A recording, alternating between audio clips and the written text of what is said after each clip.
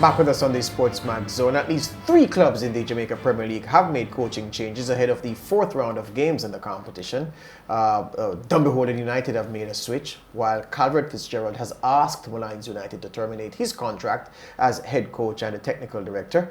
We've tried, without success, to speak with Fitzgerald, while officials at Malines United have promised to speak with us at a later date. Meanwhile, Mount Pleasant Football Academy have parted company with their head coach, Paul Tegat Davis.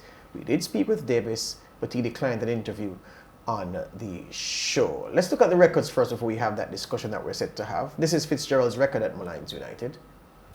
So he joined in 2019, presided over 6 games, 1 win, 4 defeats, and a draw.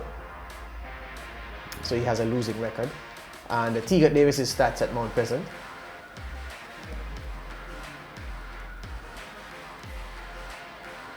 Well, the results that, he signed up in 2019. He's been head coach, supporting staff, head coach, and supporting staff, and head coach again.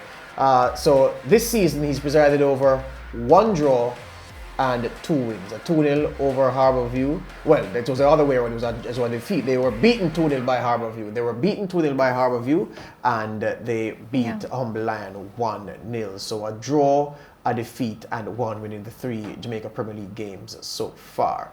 All right. So yeah, very early in the campaign, but already blood has been let by the club bosses. They are looking for new blood very, very early because they don't like the way things are trending. And I find it very strange because when I saw the news and they're dropping like flies because it's one after the other, I thought to myself, I was like, this JPL season, there aren't any relegation. So let's just say that, you're firing the coaches or you're excluding yourself from being the coach because, the pressure is on and you don't want your team to be relegated. But George and Lance, that's not the case this year. And then I look at the records of the coaches. They haven't won is 6 matches. So he has presided over 6 matches. The other one, I feel as if he didn't do too badly, a draw and a couple of wins and whatnot. So I get the sense, and this is just my intuition, that something else is going on behind the scenes. Maybe you, George, or Lance, who's closer to the action and you're there every weekend, would probably know something that's up. Well, can I say first of all that the season is an abbreviated season, so there is not a lot of time for teams to recover from bad starts. Usually you have 3 rounds of football, it's just 2.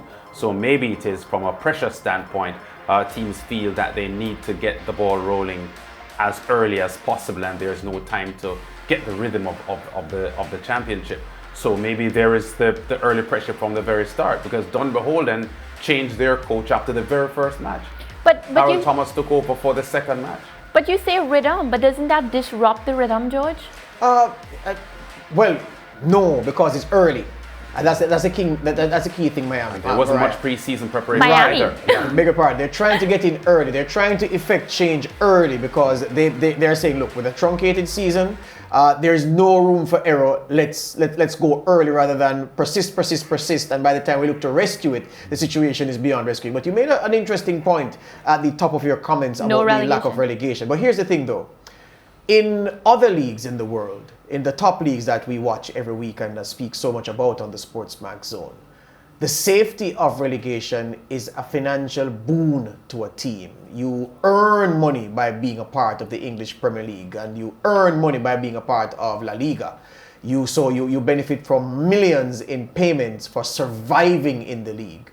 It's not the same with the Jamaica Premier League. Nothing accrues to you by just being there. You have to win the prize. So it's not as if the removal of the threat of relegation will make the club bosses who are presiding over the finances and having to pay the players and staff to keep the club afloat. Yeah. The fact that you won't be relegated, it means anything because there's no financial bonanza at the end of the season if you're still in the league. So that's very important. The next thing to consider is this. Each club chairman or club managing director wants the club to finish as high as possible, because notwithstanding the sponsorship that the organizers of the professional football of Jamaica Limited has done so very well to get historical numbers, they are to be commended at every opportunity. Notwithstanding those funds, the clubs still need funds for themselves, because every club chairman will tell you that yes, the league is sponsored to the tune of $100+ million, but my bills and what I have to pay to keep this club flowing, I still don't have enough funds.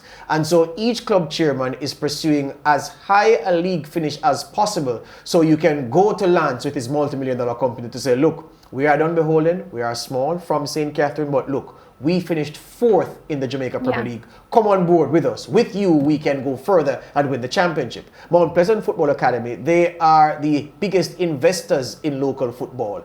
And so if you are leading the Mount Pleasant project and you see on the field as if you are nowhere close to a championship based on the very early season soundings and trends, you are going to want to step in to put that club on the path, because for the investment that you've made, you want to be able to say, I have invested in the club that is now the champion in Jamaica. So there are various causes for the chairman moving so early, and fundamentally, the fact of the financial standing of the club is at the root of all of it. There are subtle differences, but everybody will tell you it's all about finances and wanting the club to finish as high as possible. We have to make the change early, make it now.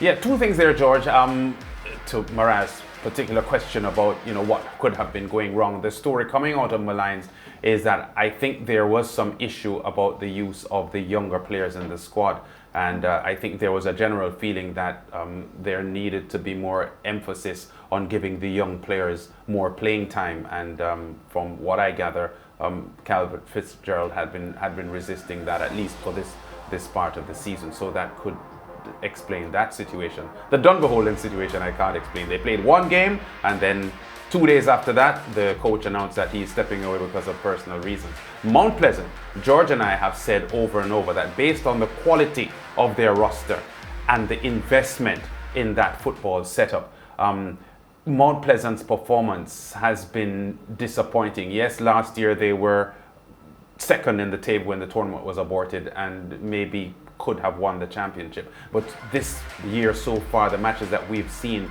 they've not looked like a team that has advanced from what we saw last year.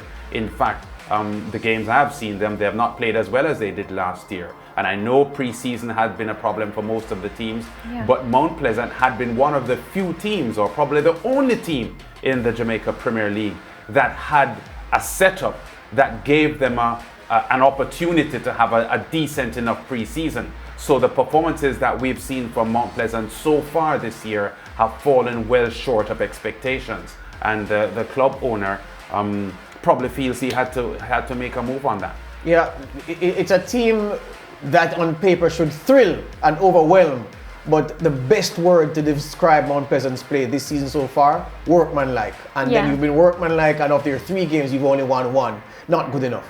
To the point Lance made about Malines United, though, Mariah, I can extend it a bit to say, the reason for the owners wanting Malines United to put the youngsters in full-blooded is because they are looking at the very successful Harbourview model, which is the model for all clubs in Jamaica. And the Cavalier have done extremely well. The people who run Cavalier deserve congratulations for what they've done with giving youngsters an opportunity to play top-level football in Jamaica, and crucially, to be put in the shop window for overseas contracts. And Cavalier have done very well to get youngsters out of Jamaica and getting them attached elsewhere. So Malines United, it was declared earlier this season by one of the club bosses that, look, we are looking at the Cavaliers and Harbourviews, and we too want to do that, because the sustainability of the club is in us selling players. If we can shift a player for 30,000 US, 50,000 US, 100,000, bigger figures than that, £1 million, $1 million US, that's what's going to keep the club going, because the prize money isn't sufficient enough for us to run the thing professionally,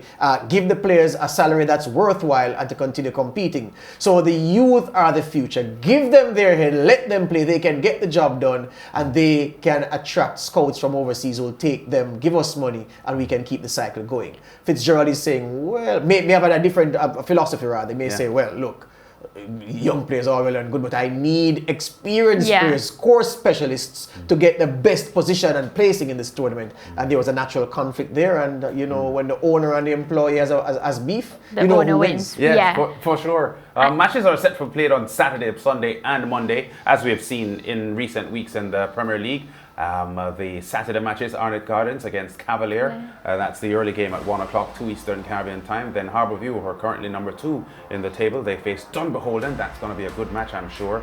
That has a 4:30 Eastern Caribbean start time. Sunday's matches, Humberland, currently bottom of the table, up against Vere United, and Malines United tackling Mount Pleasant. Good double header there. And then on Monday, George, Tivoli Gardens will take on the current leaders, Portmore United. The point standings coming out of the first 3 rounds of football showing a pretty tight position at the top of the table.